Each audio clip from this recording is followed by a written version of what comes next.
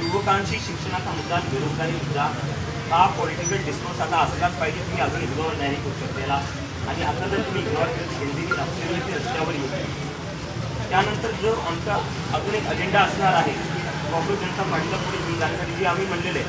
तुम्हाला जर कोणी म्हणत असेल की कुठली एक ऑर्गनायझेशन किंवा कुठला एक व्यक्ती सगळ्या प्रॉब्लेम सॉल्व्ह करत तर तो तुमच्याशी खोटं बोलतो. असंच कुठे देशाला 2014 बोलण्यात आलं होतं की आता एक व्यक्तीला निवडून दिलं की आता हा आपला देश एकदम डेव्हलप नेशन होऊन जाईल, काशीचा क्योटो होऊन जाईल. पण काशीचं काय झालं, काशीची झाली ते आपण पाहिलेले आहे.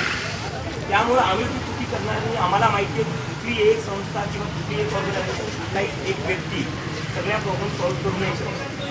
त्यामुळे आम्ही ते सुद्धा क्लेम करणार नाही. आम्ही जे करणार नाही की ज्या ज्या लोकांनी आम्हाला इंटरनॅशनल समर्थन केलं, जेवढे ऑर्गनायझेशन्स आले, जेवढे NGOज आले, जेवढे सोशल ॲक्टिव्हिस्ट आले, सिव्हिल सोसायटी, त्या सगळ्यांची आम्ही एक कोलिशन बिल्डिंग करणार आहे. कारण की आम्हाला एक वाटतं आता आपल्या देशाला गरज आहे सगळ्यांनी त्यांच्या पॉलिटिकल आयडियोलॉजी